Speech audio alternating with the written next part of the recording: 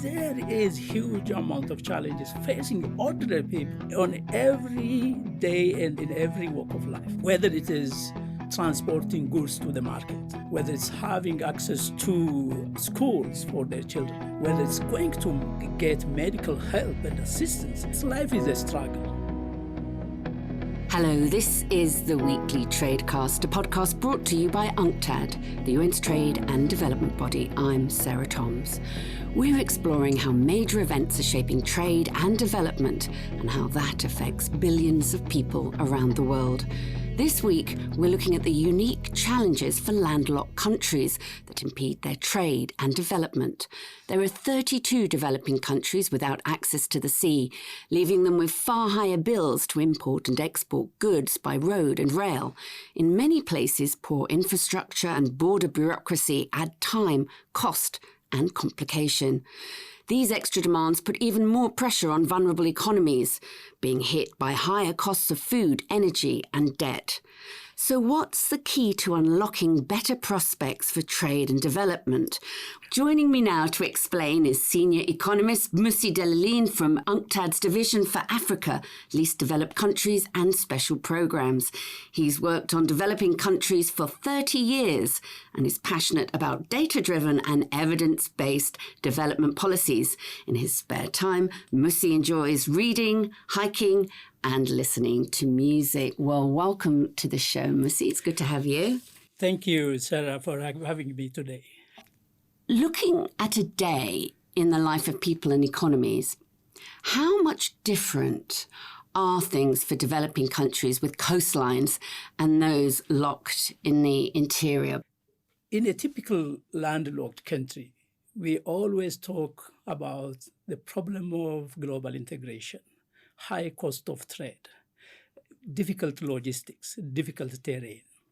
But we rarely speak of the interior problems of these countries. Some of these countries, they are hugely mountainous. Some of them are just adjacent to deserts. Some of them are really having difficulty to contain some of the landslides, for example, floods coming from torrential rains over the mountains and kind of things. There is huge amount of challenges facing ordinary people on every day and in every walk of life, whether it is transporting goods to the market, whether it's having access to schools for their children, whether it's going to get medical help and assistance in those mountainous and very difficult places is absolutely challenging. Its life is a struggle.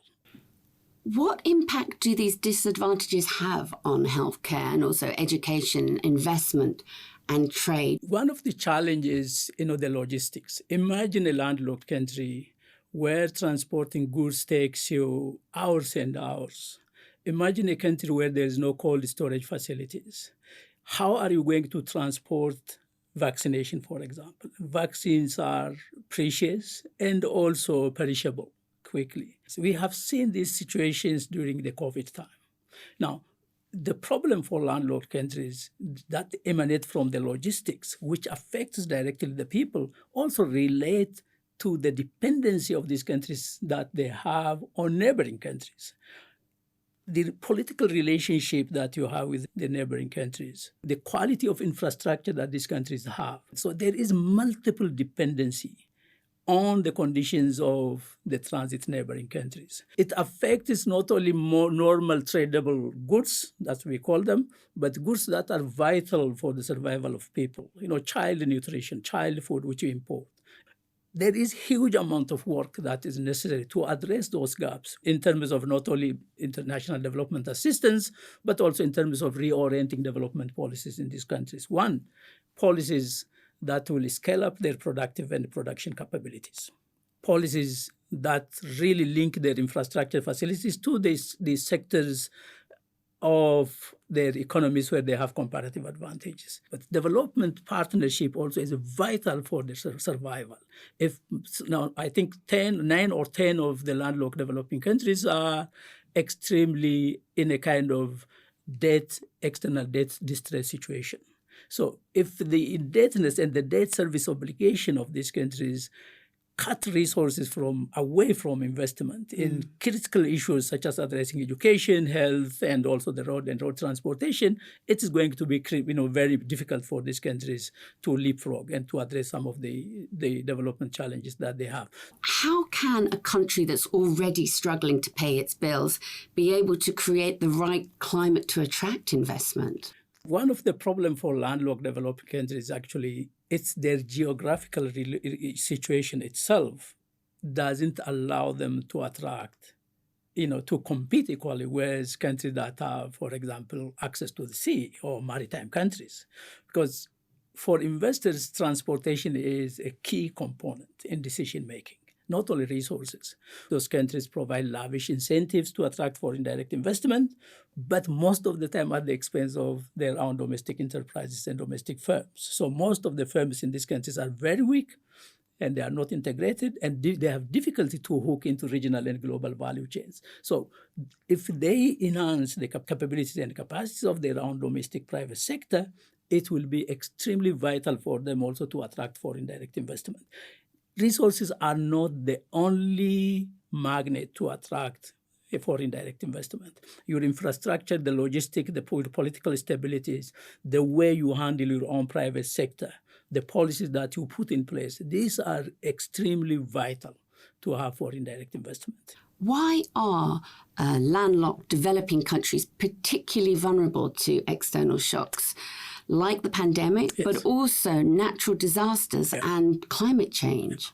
Most of the time we speak of landlocked developing countries as homogeneous group of countries. These are extremely diverse group of countries, both in terms of location, geographical location. Now, their vulnerability to shocks, whether it's economic health or natural disasters, is linked to also their economic structures. Any country that is heavily dependent on the production and the export of raw materials to the global economy, the moment there is a swing either in international commodity prices or a change in global demand, these are the countries that will be immediately victims of such crisis because their excessive dependence on commodities. So there is no value addition, there is no transformation, which means there is no employment opportunity that the sectors are creating. These are the countries that were disproportionately hit by the crisis because their integration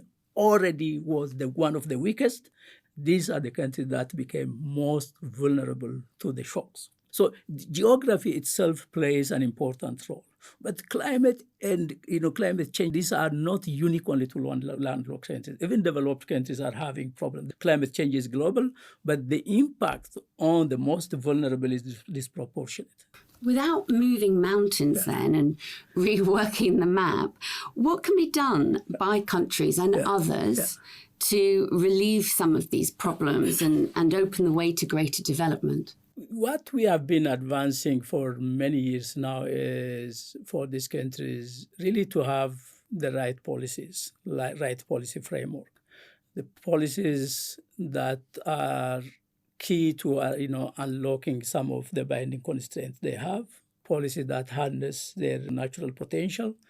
What does this mean for landlocked developing countries? The countries that are agricultural or agrarian really must valorize the rural economy. It is their survival for food security, for employment generation. So investing in agriculture, sustainably harnessing those agricultural resources is key for landlocked developing countries. Landlocked developing countries also have huge biodiversity, the biodiversity resources that can be really harnessed for the benefit of the economy. Some of them have foods that have nutritional values or medicinal or pharmaceutical values. They have huge potential to diversify and to earn. Now, even this niche market now is estimated to grow to reach $600 billion US by 2030. Some of them have also water resources. They have to really make good use of those resources for electricity generation or for tap water. Others largely commodity dependent. They have crucial minerals. For them, the key is adding value, transforming those economic sectors where they have comparative advantages. It's not easy. Development won't come in one day or 1 year. So it's a process, but they have to start somewhere.